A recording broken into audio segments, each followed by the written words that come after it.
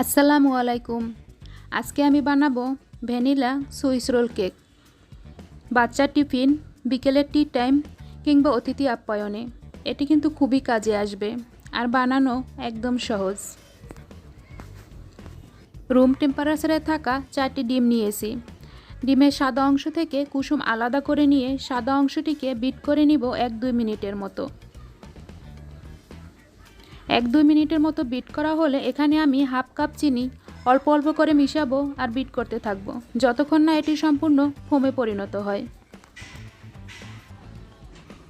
সহজ কিছু tips follow করলেই একদম মিষ্টি দোকানের মতো পারফেক্ট লুক এবং স্বাদ পাওয়া যাবে, তাই ভিডিওটি না টেনে সম্পূর্ণ দেখার অনুরোধ রইল।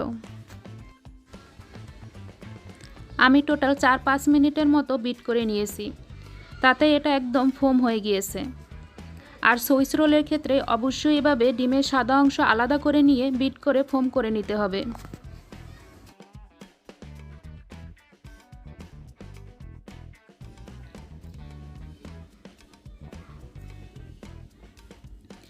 এবারে আমি সেই আলাদা করে রাখা ডিমের কুসুমগুলো অ্যাড করে দিচ্ছি। ডিমের কুসুমগুলো দিয়ে আবারও বিট করে নেব 1-2 মিনিটের মতো।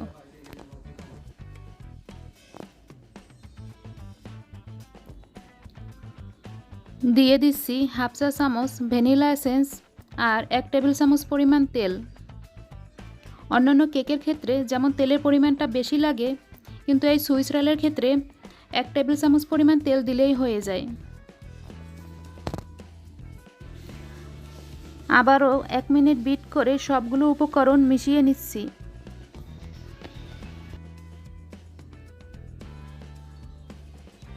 এবার একটি স্ট্রেনারের সাহায্যে চেলে আমি শুকনো উপকরণগুলো দিয়ে দিচ্ছি 1/3 কাপ পরিমাণ ময়দা, 1 টেবিল চামচ পরিমাণ গুঁড়ো দুধ আর দিচ্ছি হাফ চা চামচ পরিমাণ বেকিং পাউডার।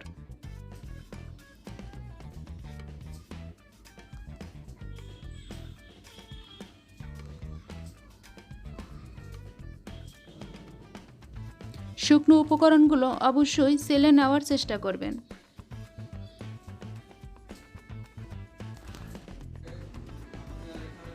এবার একটি স্প্যাচুলার মাধ্যমে খুব আলতোভাবে আমি এগুলো মিশিয়ে নিচ্ছি।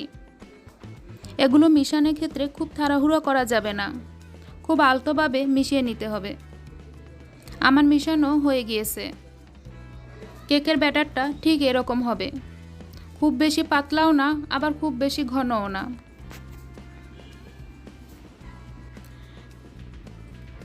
এবার আমি এরকম একটি ট্রেতে কাগজ বসিয়ে তাতে সামান্য তেল ব্রাশ করে নিয়েছি।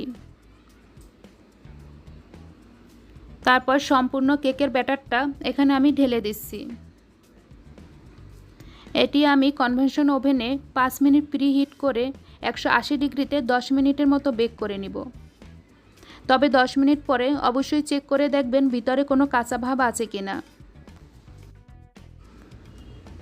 যদি ভিতরে কাঁচা ভাব থেকে থাকে তাহলে আরও 5 মিনিট টাইম বাড়িয়ে দিবেন। এবার আমি এরকম একটি কাঠির সাহায্যে ভিতরে থাকা এয়ার বাবলসগুলো বের করে দিচ্ছি। তারপর 2-3 বার ঝাঁকুনি দিয়ে ব্যাটারগুলো সেট করে নিব।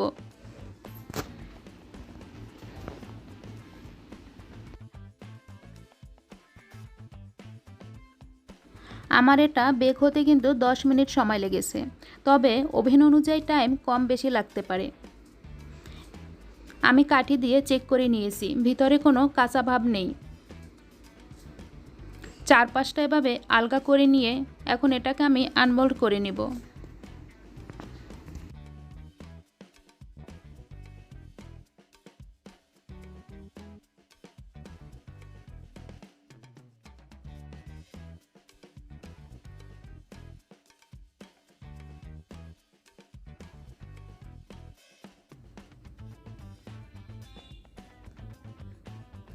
এবার আমি একটু সাবধানে কাগজটিকে তুলে নিচ্ছি। আপনাদের যদি আমার ভিডিও ভালো লেগে থাকে অবশ্যই লাইক, কমেন্ট, সাবস্ক্রাইব করে পাশে থাকবেন।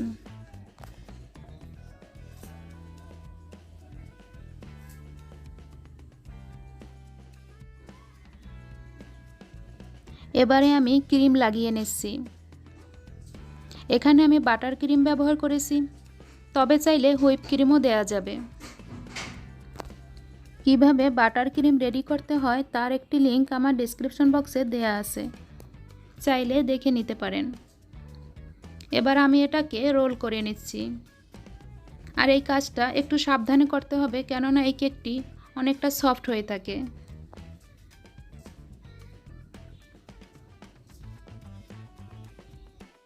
হয়ে গিয়েছে। এবার আমি এটাকে র্যাপিং করে নিব। আর যতটা সম্ভব একটু চেপে চেপে র্যাপিং করতে হবে। এটা দেখে আপনাদের যতটা সহজ মনে হচ্ছে, বানানো কিন্তু তার থেকেও সহজ। আশা করি আমার এই রেসিপি ফলো করলে প্রথমবারেই আপনারা সফল হবেন।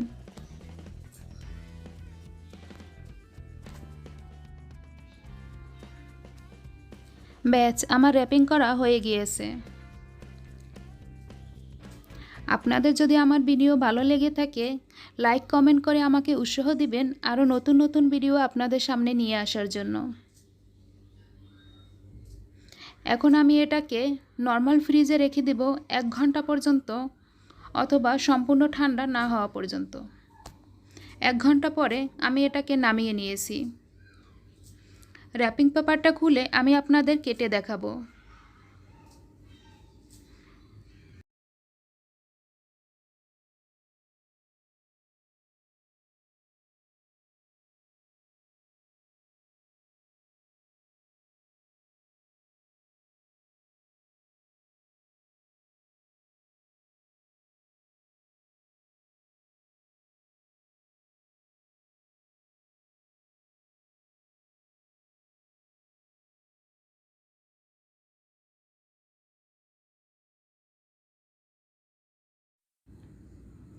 ব্যাস তৈরি হয়ে গেল দারুণ মজার নরম তুলতুলে সুইস রোল কেক। বাসায় কিন্তু এটা অবশ্যই ট্রাই করবেন। আর কেমন হলো কমেন্ট করে জানাবেন। ধন্যবাদ।